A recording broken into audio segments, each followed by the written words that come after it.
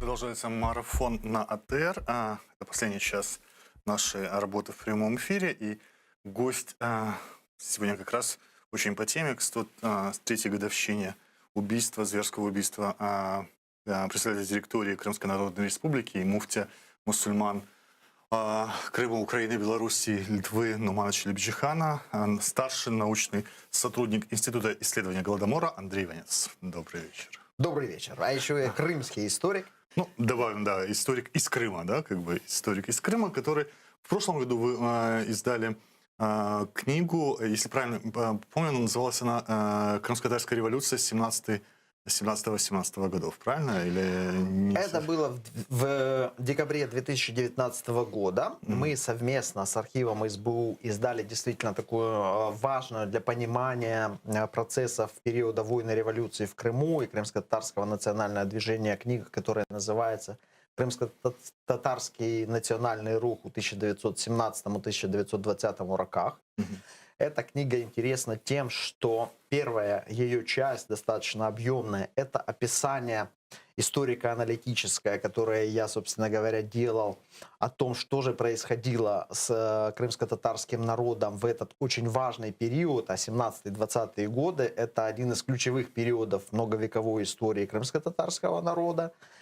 И это возникновение органов национального самоуправления, создание национальных символов. Это я вот упоминаю то, что до сих пор используется, как национальные символы, как национальные структуры возникло именно в те годы. И сразу к вопросам. Как историку не из крымско-татарской среды вам легче будет говорить, вы беспристрастны в этом плане. Государственность в 17 году в ноябре состоялась крымско-татарская или не состоялась? Ситуация была следующая. Легальная власть исчезает после того, как временное правительство было свергнуто большевиками. Возникает вакуум власти. На материковой Украине создается Украинская Народная Республика. Крым входит в состав Таврической губернии, где большинство относительное это украинцы. Но абсолютное большинство украинцев на материке, и возникает вопрос Крыма. И крымско-татарское национальное движение вместе начало налаживать контакты с украинским движением, руководством еще летом. И была достигнута договоренность, что крымские татары инициируют создание автономного государственного образования, которая совместно с Украинской Народной Республикой будет вот частью нового федеративного демократического государства, которое должно было возникнуть на руинах Российской империи. И крымские татары шли к этому проекту. Вот почему в ноябре возник этот лозунг, был выдвинут Временным Крымско-мусульманским исполнительным комитетом «Крым для крымцев». Тогда крымцы не как сейчас крымские татары понимался, а именно крымцы как население Крыма, то, что мы сейчас говорим крымчане. Тогда, в Крыму никто не составлял, по-моему, абсолютного большинства, да? Да, это был такой момент, когда в Крыму прошла перепись в 17 году, и мы знаем общую ситуацию. Из 800 приблизительно 9 тысяч крымчан, крымские татары совместно с турками, но турков было немного, это 217 тысяч. То есть это приблизительно четверть населения крымские татары.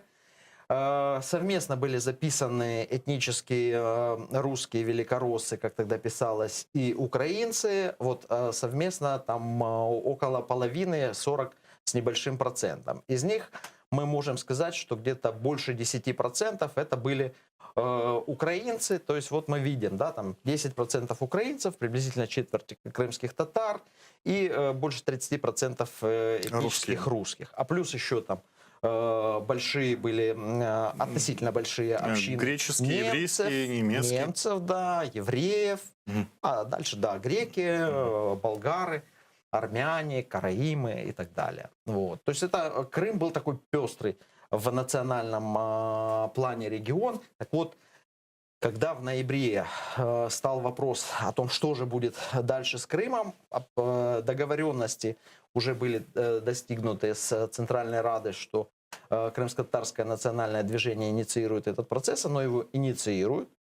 Был проведен Курултай крымско-татарского народа как учредительное собрание. Вот на этом учредительном собрании, это, кстати, было достаточно таким успешным моментом для национального движения, потому что многие народы хотели провести учредительное собрание, но из-за войны, из-за действий разных антидемократических сил, прежде всего большевиков, не удавалось.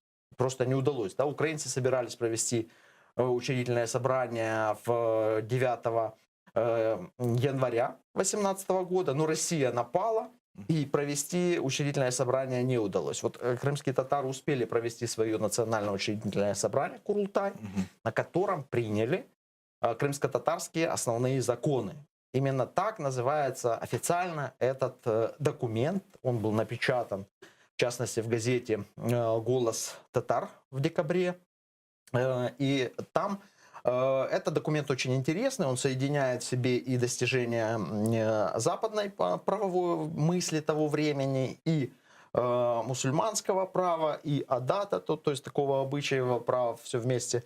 Это было объединено в интересный демократический по духу документ, где демократические права, отмена сословий, равноправие декларировалось женщин и мужчин, и провозглашалась Крымская Народная Республика в одной статье, а в другой статье говорилось о том, что окончательно решение о будущем Крыма может принять только Всекрымское учредительное собрание.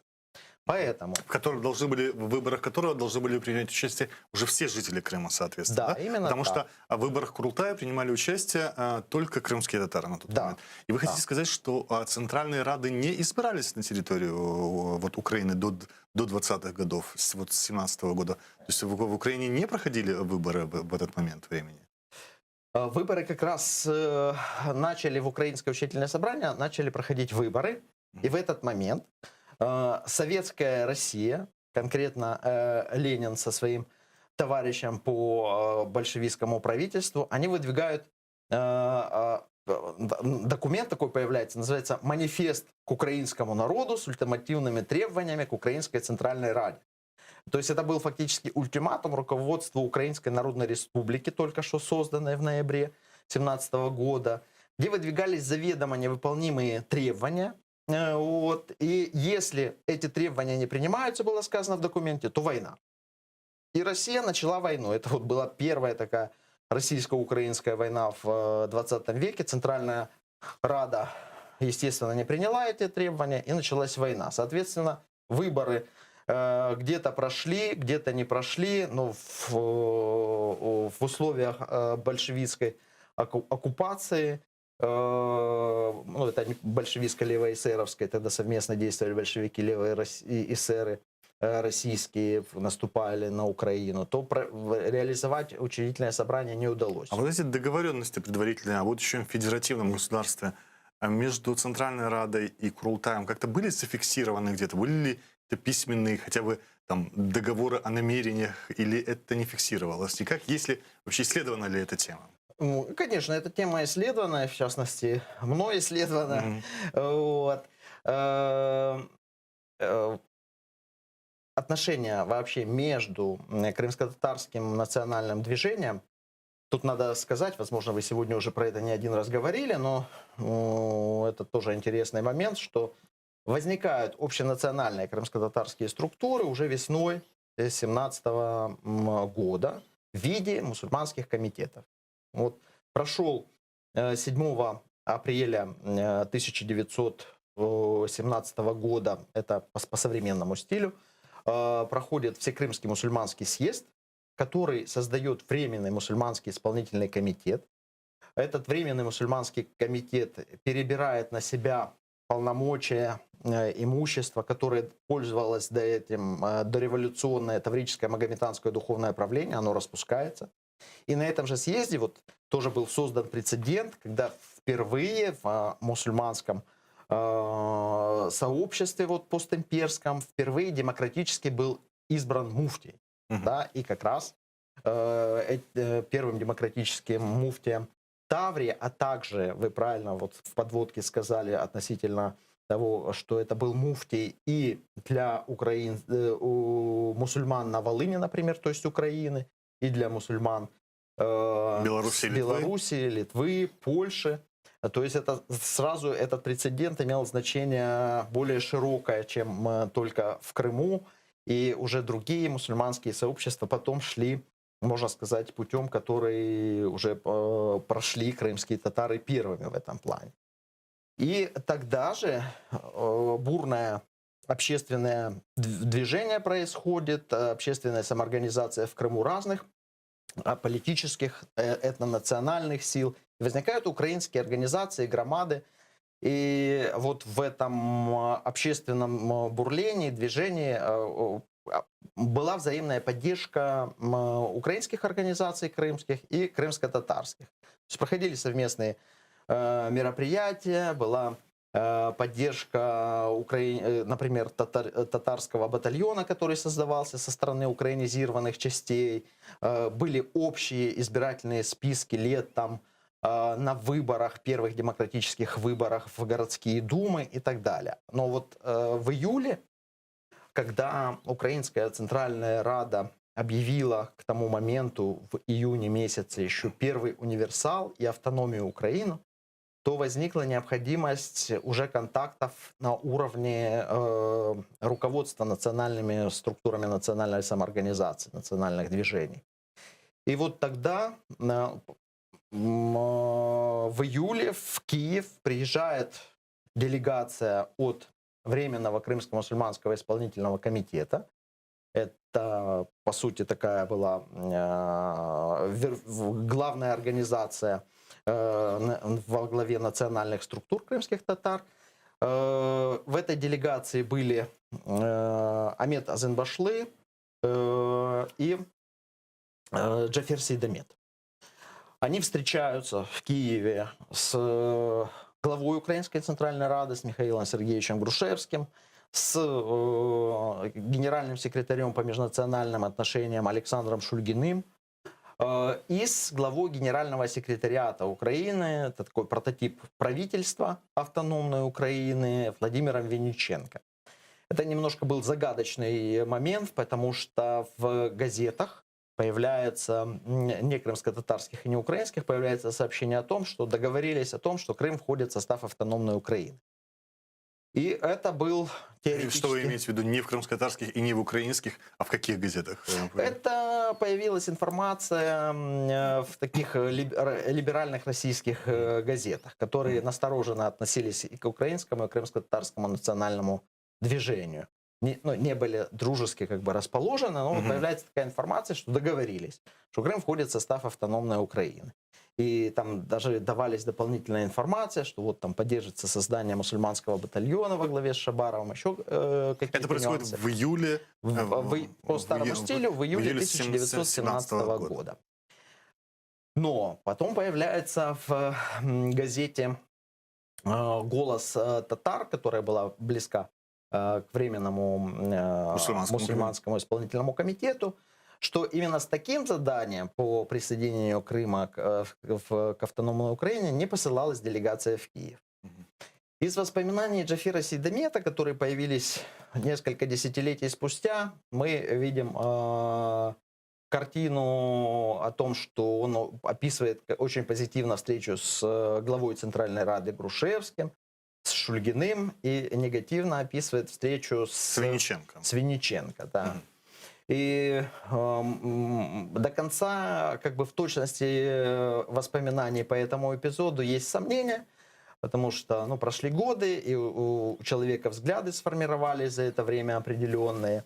Можно предположить, что такой вопрос все-таки поднимался, но Винниченко не пошел как бы на четкое определение позиции по этому вопросу, входит Крым в состав автономной Украины или нет, потому что как раз в июле только что прошли переговоры с Временным правительством. Там эти переговоры, компромисс, который был достигнут, там вызовет кризис в самом Временном правительстве, оно изменится из-за договоренности с Украинской Центральной Радой. И Винниченко мог просто как бы побояться решать этот вопрос в тот момент. Но, как бы то ни было, вот такие контакты были установлены, И когда в августе Украинская Центральная Рада, которая была таким драйвером, главным центром переустройства Российской империи на федеративных началах, на нее ориентировались другие национальные движения, потому что украинцы — это более 30 миллионов человек, это второй народ в империи по своей количестве, по территории. Соответственно, то, как будет решаться судьба Украины, очень сильно влияет вообще на будущее Ну, то есть постимперского до пространства. большевистского переворота шла речь о неком такой демократической федерализации бывшей империи, да? Ну, Да, так вот именно просто в августе Центральная Рада созывает, приглашает делегации национальные приехать в Киев в сентябре и решить уже, как действовать дальше совместно, как переустраивать это пространство, чтобы не только на Российском учредительном собрании, где национальные организации будут представлены недостаточно, а чтобы вот уже определиться и идти на Российское учредительное собрание с каким-то видением и иметь мандат.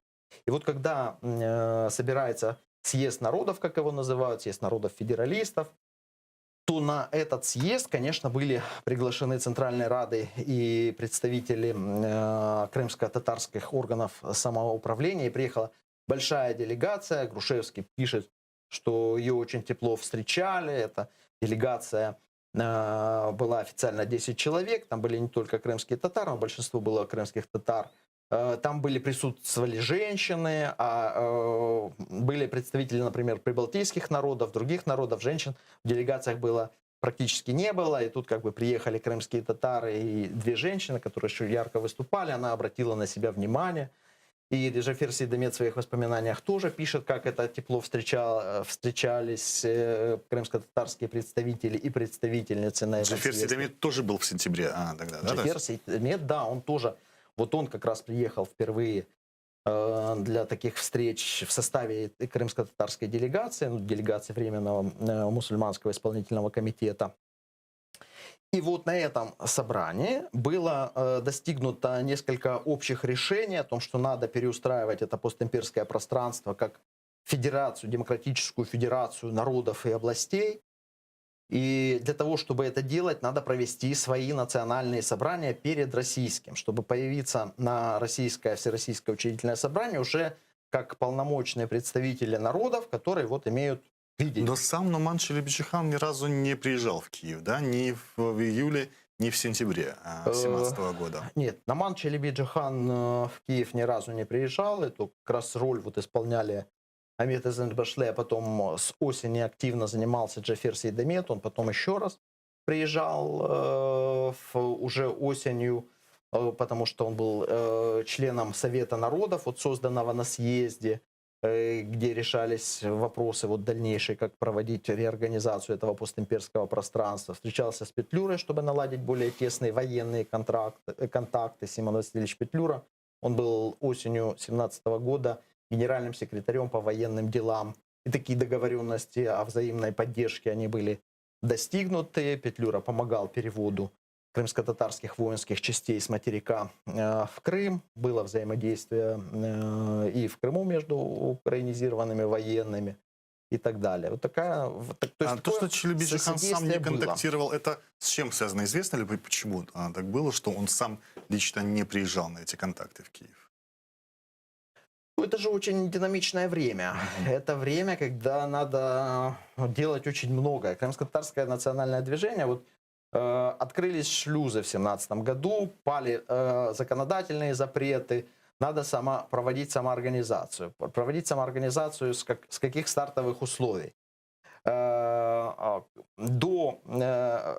революции крымские татары оказались в сложной ситуации, вот, например, за более чем 100 лет нахождения в Российской империи. То есть упало количество крымских татар, изменился демографический состав. До революции обсуждают, что крымские татары вымирают, потому что и статистика показывает, что рождаемость низкая была, а смертность высокая. Еще в начале 20 века последняя волна иммиграции, а в 19 веке и в конце 18-го очень страшные волны иммиграции были крымских татар. То есть это очень такая сложная ситуация, когда большинство крымских татар живут на селе, и именно крымско-татарские крестьяне страдают сильно от безземелья. Если в среднем по Крыму там безземельных 40%, то среди крымских татар по разным оценкам 50-60%. То есть это очень Высокие, сложная да. социальная, ну как бы социальные проблемы большие стоят перед большей частью крымских татар. В относительно образовательного ценза тоже стоят проблемы серьезные, потому что по переписи конца 19 века где-то по уровню образованности в середине второго десятка этнических сообществ Крыма находились крымские татары. Чуть-чуть улучшилась ситуация в начале 20 века, потому что создаются новометодные школы, больше людей поступает, получает высшее образование среди крымских татар. Но в целом проблема стоит очень острая с образованием. И надо реформировать структуры религиозные. И вот когда в 2017 году открываются эти возможности, то органы национального самоуправления, возникшие в виде мусульманских комитетов, они сразу приступают к образовательной реформе. Для этого они проводят переподготовку учителей, потом их тестирование, создаются женские школы, создается осенью национальный музей, создается такой техникум, который должен национальные ремесла поддерживать. С другой стороны, улучшается для того, чтобы улучшить положение женщины, то предпринимаются меры к самоорганизации, к изменению ее статуса. И Номан Челебиджихан, вот тоже интересный момент, он поддерживал женское мусульманское движение, содействовал, когда возникли женские мусульманские комитеты, во многом в том числе при его содействии, то из органа национального самоуправления их финансировали. То есть здесь была полная такое взаимодействие именно с женскими структурами. А известно вот те две женщины, которые приезжали в Киев тогда в составе крымско-татарской делегации, кто это был? Да, это была, одна из них была Айше Исхакова, собственно, и вторая женщина, ну, надо припомнить, но их имена, конечно, известны, все члены делегации, в общем-то, имена нам их известны, и в частности, в моих книгах можно прочитать про этот интересный эпизод, как они выступали в Киеве. В январе, феврале я уже... почему говорил просто об этих моментах.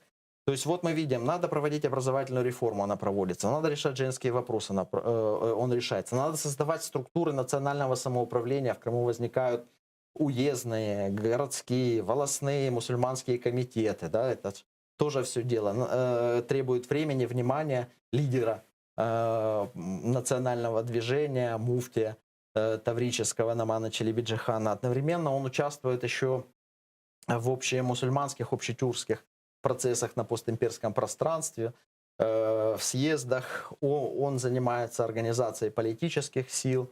И поэтому, естественно, на все у него времени, вероятно, не хватало.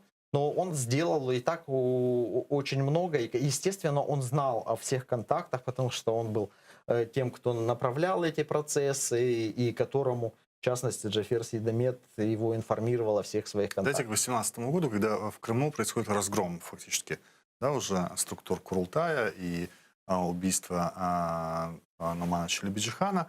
При этом Украинская Народная Республика, она сохраняется, и она признана в том числе вот таким важным игроком в регионе Османской империи, да, как государством. Как Османская империя реагирует на ситуацию в Крыму, на вот эти вот процессы Крымской Народной Республики и на ее разгром? Известно ли вообще что-то об этом, о их реакции? Хотя я понимаю, да, что она тоже в сложной ситуации. По-моему, Стамбул в этот момент уже оккупирован британскими, французскими, итальянскими войсками. Нет, в этот момент еще нет. Еще нет, да? Еще нет, да. В начале 2018 года, практически весь 2018 год Стамбул еще не оккупирован. Пока еще, даже в начале 2018 года еще не совсем ясно, куда повернет окончательно Первая мировая война.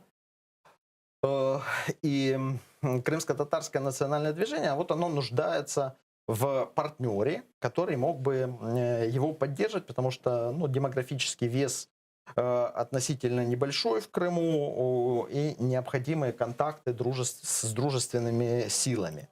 И поэтому, в частности, это один из стимулов, почему с Украинской Центральной Радой ведутся переговоры с организациями других мусульманских тюркских народов на постимперском пространстве. Турция в это время, она находится во враждебном лагере, да, потому что Российская империя, потом Российская республика, они в составе Антанты. Антанте противостоит четверной блок во главе с Германией, Австро-Венгрией, и в этом же блоке Османская империя и Болгария. Поэтому развивать контакты открытые с государством, которое находится в состоянии войны с Российской империей, потом Российской республикой, было, конечно, невозможно. Хотя сохранялись человеческие чувства по отношению к Турции. В том плане, это единоверцы, там живет, для части населения было важно, там живет халиф, там живут часть переселившихся из Крыма людей, культурная близость, молодежь ездила учиться в учебные, в частности, высшие учебные заведения Турции, как и наш герой Наман Челеби-Джихан и Джафер Сейдамет, Абибула Дабаш, Керменчикли и так далее. То есть многие талантливые молодые люди, подающие надежды, они ездили в Турцию учиться, причем часто денег не было, как, например, у Бекира Чабанзаде, да. Ему благотворительное мусульманское общество собирало деньги и посылало молодого человека на учебу в Турцию. Поэтому такие человеческие чувства к жителям Османской империи, к туркам были. И когда, например, политические партии заявляли некоторые российские о том, что надо захватить Босфор и Дарданеллы, это воспринималось очень болезненно, да, что Стамбул может быть захвачен Российской империей. Про это, в частности, вот, мне кажется, очень достоверно описывает этот эпизод в воспоминаниях Джафер Сейдамет, когда он приехал во время войны в родные места, на южный берег Крыма, и сказал в присутствии знакомых людей, что Российская империя планирует захватить Стамбул, проливы, то просто, он говорит, наступила тишина, несколько минут люди молчали, да, то есть, а потом кто-то сказал, казаки никогда не насытятся. Вот. И это была одна, кстати, из причин, почему именно во время революции 17 года крымско-татарское национальное движение вошло в политический конфликт с конституционно-демократической партией, с кадетами. Если во время первой революции 905-907 года либерально-демократическое крыло крымских татар во главе с Гаспринским, они контактировали тесно как раз с кадетами, то в 17 году, когда приходит новое поколение лидеров и создает новые органы самоуправления в крымско-татарском движении, они с кадетами не находят общего языка, потому что они не разделяют вот это, в частности. Это было одним из важных моментов, не единственным, но одним из важных моментов в отношениях с кадетами, потому что кадеты провозглашали вот такие откровенно империалистические намерения по захвату Стамбула. А дальше этот конфликт развивался. И кстати, именно летом 17 года Наман Челеби-Джихан очередной раз оказывается в тюрьме. Он в османской тюрьме посидел, преследовался в Российской империи. А в османской тюрьме за что? Ну, попал он, видимо, в ситуацию, когда проявлял революционные определенные настроения. Наман Челеби-Джихан, это, безусловно, яркая, интересная личность, одна из ключевых в истории крымских татар, потому что человек прожил всего лишь 32-33 года, он в 1885 году родился, и, к сожалению, вот так его трагически жизнь оборвалась уже в 18 году, но за это время, за 30 с небольшим лет, он написал национальный гимн, он стал первым демократически избранным муфтием, он был сопредседателем первого Курултая, он был председателем первого крымско-татарского национального правительства, он один из зачинателей реалистической прозы в крымско-татарской литературе, он один из зачинателей новых общественных организаций, и это вот за 3 десятка лет. Конечно, он делал ошибки, иногда ошибки достаточно серьезные, но Давайте если- поговорим об ошибках. Я как раз хотел говорить об ошибках и у украинских, и крымско-татарских того периода. Какие вы изучаете материал, понятно, с такой экспозицией столетней, как историк видите в тех процессах? Ну, если говорить о, на мой взгляд, такой основной ошибки и со стороны украинских структур самоорганизации, потом Украинской Народной Республики, и со стороны органов самоуправления крымских татар, то мне кажется, главная проблема в том, что в 2017 году возникает сотрудничество, даже возникает партнерство. Вот как раз по переустройству этого постимперского пространства есть контакты на уровне политиков, структур, военных. Это прослеживается достаточно четко. Но это были контакты, основанные все-таки не на оптимальной форме взаимоотношений. Почему? Потому что проект, который в конечном итоге продвигали крымско-татарские органы самоуправления, вот создание Крымской Народной Республики, как такого самостоятельной единицы федеративной, он не реализовался, а в Крыму находилась база Черноморского флота. И это стало фатальным, в частности, для демократического развития Крыма. Почему большевики и левые эсеры захватили власть в Крыму? Они не пользовались какой-то огромной популярностью среди крымского населения. Мы это можем проследить хотя бы по выборам во Всероссийское учредительное собрание осенью, буквально в ноябре 2017 года. В Таврической губернии большевики получили где-то 5% голосов. То есть это намного меньше, чем в Центральной России, там это в несколько раз меньше. Это меньше даже, чем в Украине. В Украине где-то до 10% голосов на этих же выборах получили большевики. То есть как бы нет возможности у большевиков захватить власть демократическим путем, вот, монополизировать ее, даже с какими-то другими леворадикальными союзниками. Но у большевиков есть определенная популярность на Черноморском флоте, и они целенаправленно ведут работу по разложению Черноморского флота, по усилению своих позиций. И когда наступает момент борьбы за власть, они захватывают вначале власть в Крыму и распускают Курултай, крымско-татарское национальное правительство, потом вот трагически оборвалась жизнь Намана Челебиджи-хана, распускают Совет народных представителей Таврической губернии, это такой временный орган власти на всю Таврическую губернию, в его создании принимали участие украинские и крымско-татарские организации, и они вот устанавливают свою фактически леворадикальную диктатуру. А дальше моряки Черноморского флота, они идут на юг Украины, и в частности мы знаем про сгоревший дом Грушевского в Киеве, который расстреливался бронепоездом по приказанию матросу Черноморского флота Полупанова. То есть вот Центральная Рада увидела, что без контроля над Севастополем, соответственно, над Крымом гарантировать безопасность невозможно. И вот тогда надо вернуться к июлю 2017 года, когда произошли первые контакты. Возможно, если бы тогда еще было принято решение, что создается автономная Украина, а в ее составе автономный Крым, то есть вот как потом было в СССР, когда существовала УССР, а в составе УССР молдавская автономия.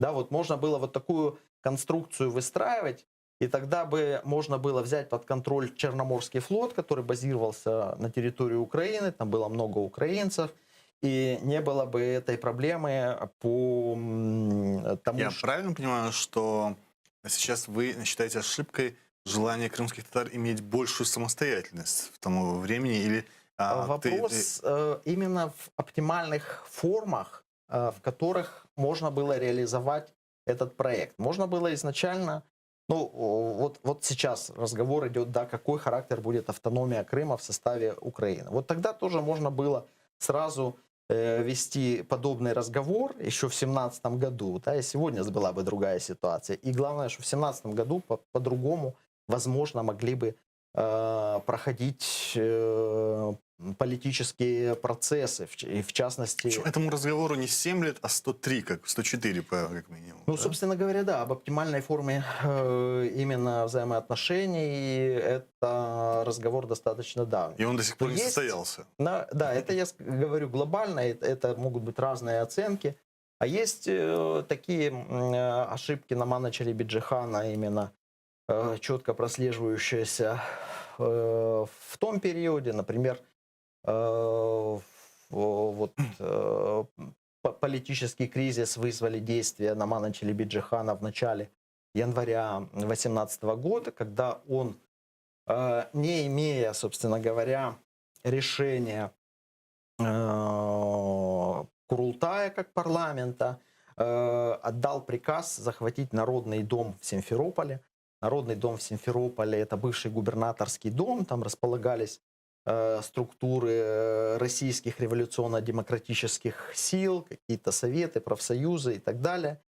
И Наман Челебиджихан отдал приказ захватить этот Народный дом, поставить крымско-татарские войска и использовать его для органов национального самоуправления. Но это был очень неоднозначный шаг, можно было прогнозировать, что возникнет конфликт.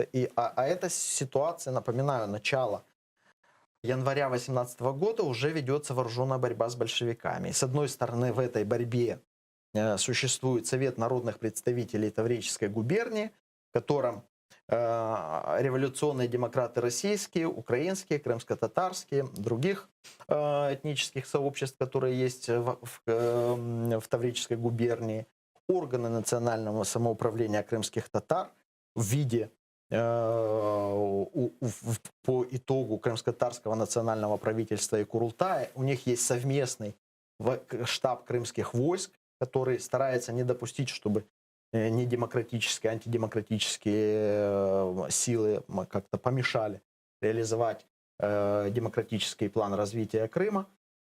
И большевики с левыми эсерами, с другой стороны, при поддержке Черноморского флота. Вот уже началась борьба прямо вооруженная за то, кто будет контролировать Крым. И в этот момент Наман Челебиджихан отдает приказ занять Народный дом. Это вызвало возмущение у российских политических сил.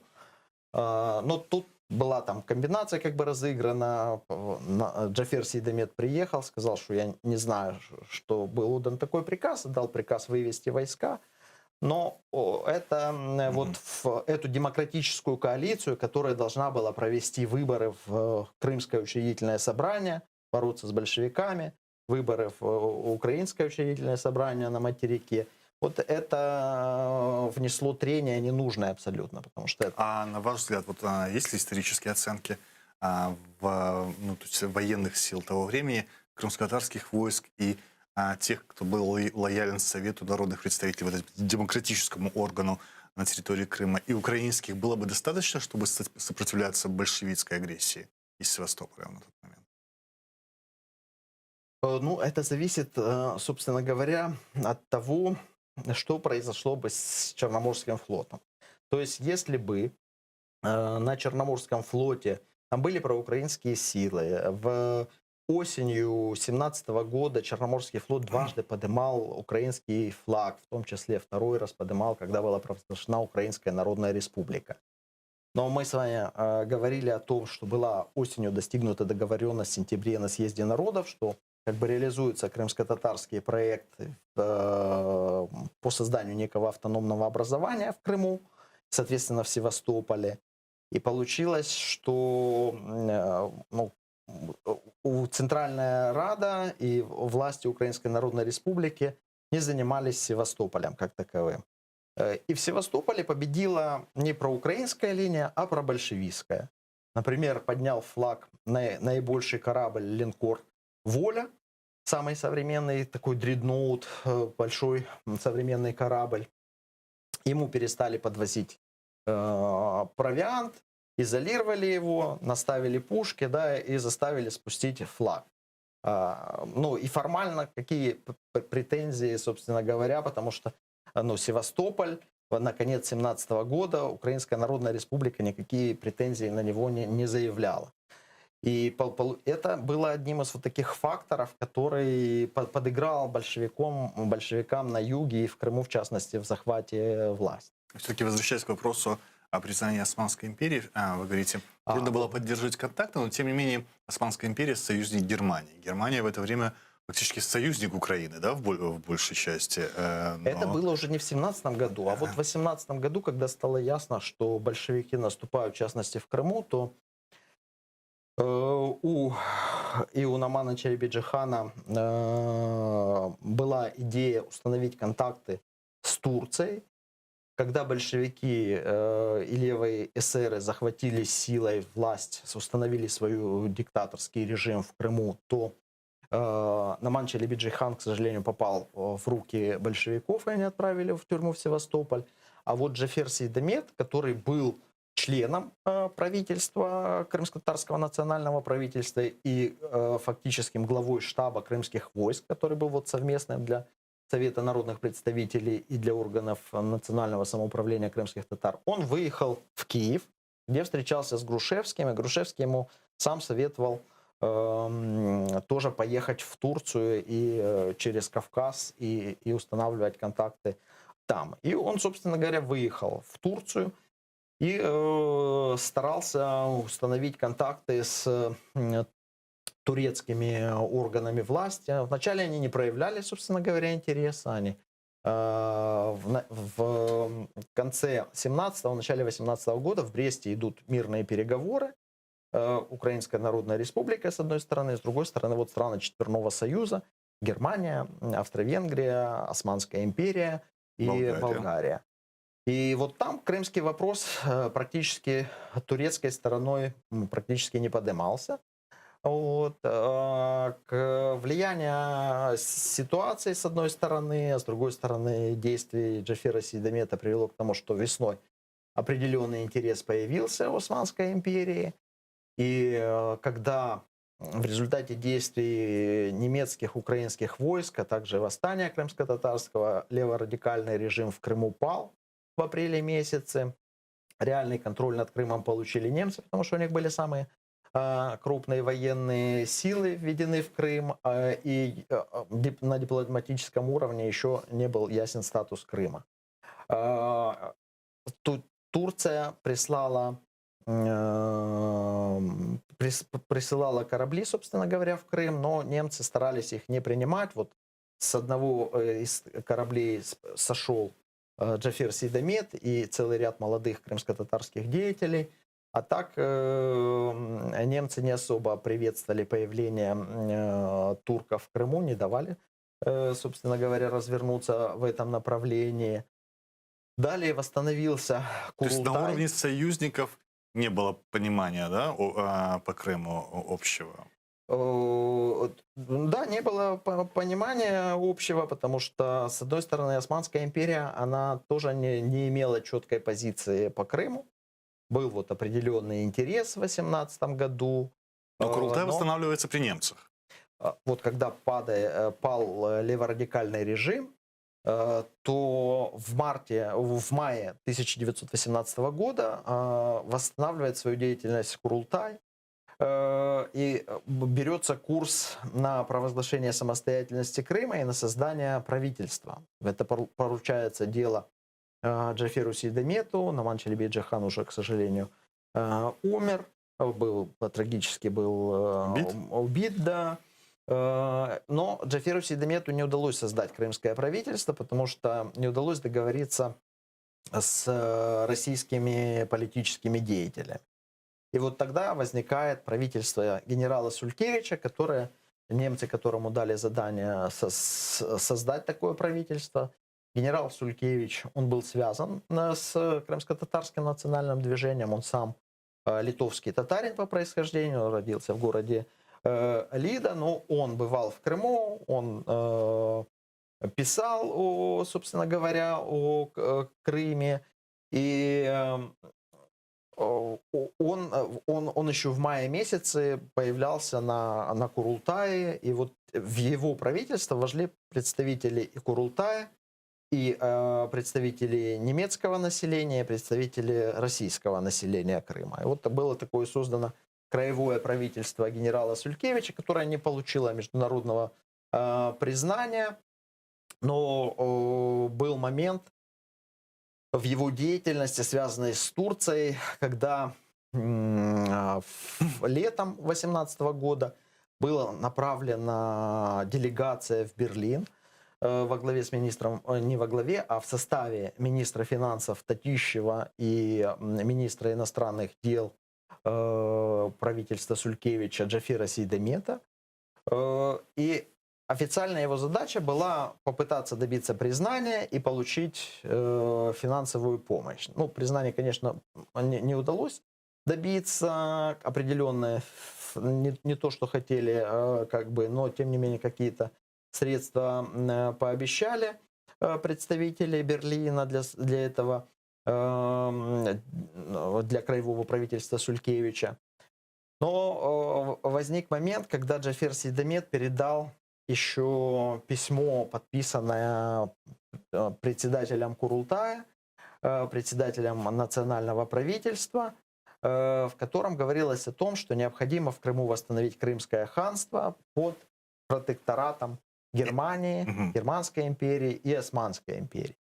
И когда в Берлине это не поддержали, но эта история вышла наружу, это вызвало кризис в правительстве Сулькевича, а потом это вызвало кризис и в органах национального самоуправления. Почему?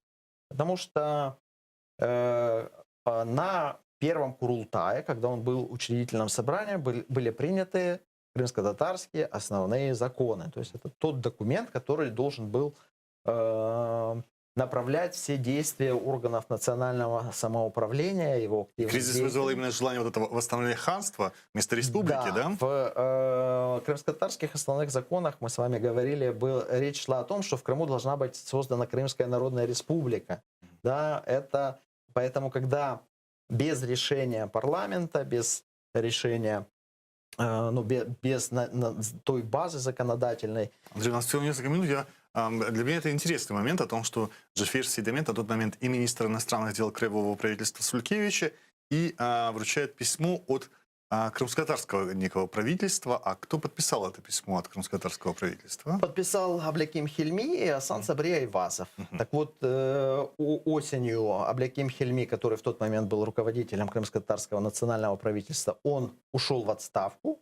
Асан Сабри Айвазов не вернулся в Крым еще долгие месяцы. Он в воспоминаниях пишет, что у него денег не было. Но на самом деле, я думаю, что это было как раз связано с этим скандалом. На самом Курултае рассматривался этот вопрос. Эта идея была осуждена как авантюра, которая противоречит крымско-татарским основным законам и сделанная без разрешения органов национального самоуправления. Даже была создана специальная следственная комиссия, которая должна была разобраться почему появился такой документ, который... Причем, в конце концов, большевики со всеми разобрались сами. Но, к сожалению, ситуация в Крыму была сложной. Даже вначале не большевики, еще было правительство Соломона Крыма, где уже не было крымских татар и были конфликтные отношения с органами крымско-татарского национального самоуправления, деникинские войска, а потом пришли большевики, а потом снова появились белые. И вот в августе 2019 года как раз деникинская власть запретила деятельность крымско-татарского национального правительства и, соответственно, Курултая. Вот с этого момента я считаю, что крымско-татарская революция, собственно, завершилась в 2019 году, когда просто дальше не было возможности реализовывать деятельность органов национального самоуправления. И тогда национальное движение продолжалось, но уже в формах политических партий, там, партизанского движения. Ну, прежде всего, конечно, одна потом, партия, кстати, Мелиферка. Большевики же и сами протянули руку именно остаткам этого крымско-татарского национального движения. Надо же понимать, что в 2021 году, не в 2020-2021, часть вот и Мелиферка, и всех они были фактически инкорпорированы уже в советские органы. Но на условиях большевиков. В конце 2020 года, то есть с белыми вот были враждебные отношения, белые не давали действовать органам национального самоуправления, преследовали, особенно при Деникине, крымско-татарских национальных деятелей, был напряг в отношениях с белыми режимами, соответственно, напряжение. Соответственно, возник повод для контактов с российскими леворадикалами, с большевиками. И такие контакты в подполье велись. Вот. Но когда большевики захватили власть в Крыму, то руководство Мелиферка подало заявление с просьбой легализовать свою партию. Но на самом деле это было не просто заявление легализовать партию. Там были прописаны такие условия, которые фактически означали культурно-национальную автономию крымско-татарского народа. Там вплоть до сохранения национального судопроизводства и многих других важных моментов. Большевики отказали в легализации партии Мелиферка, то есть она вынуждена была уйти в подполье, но большевики дальше нуждались в замирении Крыма, да, в том, чтобы иметь определенную опору. И в крымско-татарском национальной среде кто были люди с опытом, с образованием, это деятели органов национального самоуправления. Да, и вот и тогда их, собственно, как бы втянули в определенное взаимодействие, им дали возможность реализовывать определенные процессы покоренизации, татаризации в Крыму, занимать должности важные. Собственно говоря, сам проект крымской автономии 21 года, это во многом, это разные, конечно, процессы, но во многом это результат деятельности Крымско-татарского национального движения 17 года. Да, это такой вариант Крымской Народной Республики на большевистский манер, где якобы все народы и этнические группы должны жить хорошо, там крымско-татарский язык государственный наравне с русским. Вот, политические представители автономии в Москве — это крымские татары, в правительстве там крымские татары. Начинаются культурные возможности реальные, определенные, открываются образовательные для крымско-татарского языка и крымско-татарской культуры в целом. Вот это все вот на начальном этапе было в 20-е годы. Нам часа оказалось мало, на самом деле. Нам нужно проводить такие исторические беседы. Я вообще, напоследок, если нам дадут еще минуту времени, объяснить вот фигуру Челебиджихана Украине легко или сложно? Фигуру Челебиджихана. Потому что когда звучит Крымская Народная Республика, представитель Крымской Народной Республики вот в Украине, это, мне кстати, кажется... неправильно. Я вот вам пытался это объяснить. Если с точки зрения исторической правды сказать точно, да, то Наман Челебиджихан — это муфтий, первый демократически избранный таврический муфтий, это сопредседатель первого Курултая, и это первый председатель крымско-татарского национального правительства. Премьер-министр. Вот так это называлось тогда, и вот так это точно звучит. Угу. Когда мы произносим это Крымская Народная Республика, это сразу вызывает, вот, мне кажется, в Украине немножко такой вот что? Вот как бы все эти понятия Народной Республики, они еще и как-то отягощены современными контекстами, и это все намеки на то, что у крымских татар вот своя повестка дня, такая, которая уходит корнями в ту столетнюю давность. Насколько легко воспринимают здесь, на материковой Украине, эти процессы и эту историю? Думаю, что основная проблема все-таки пока что в малом знании этих процессов, особенно у старшего поколения. Сейчас есть серьезные все-таки подвижки в изучении у младшего поколения, потому что в школах, в школьную программу за последние 5 лет введены крымские компоненты более основательные, и там немало места уделяется как раз крымско-татарской тематике, что позитивно, потому что понятно, что крымский татарский народ — это наибольший коренной народ в Украине, и обязанность и украинского государства, и украинского гражданского общества содействовать возможностям в развитии коренного народа и защищать его права, тем более в условиях оккупации Крыма. Ну, естественно, это вот все-таки пока такая фаза начальная, это то, что заложено на будущее, да, это вот в ближайшие годы, десятилетия должно выстреливать, когда будут лучше знать крымских татар в Украине и понимать того, чтобы их продолжить историю. этот разговор об автономии крымских татар в составе Украины. Незаконченный разговор. Спасибо. Это был Андрей Иванец, старший научный сотрудник Института изучения Голодомора. И мы говорили о фигуре Чана и вообще о крымско-татарской революции 17-19 годов. Спасибо.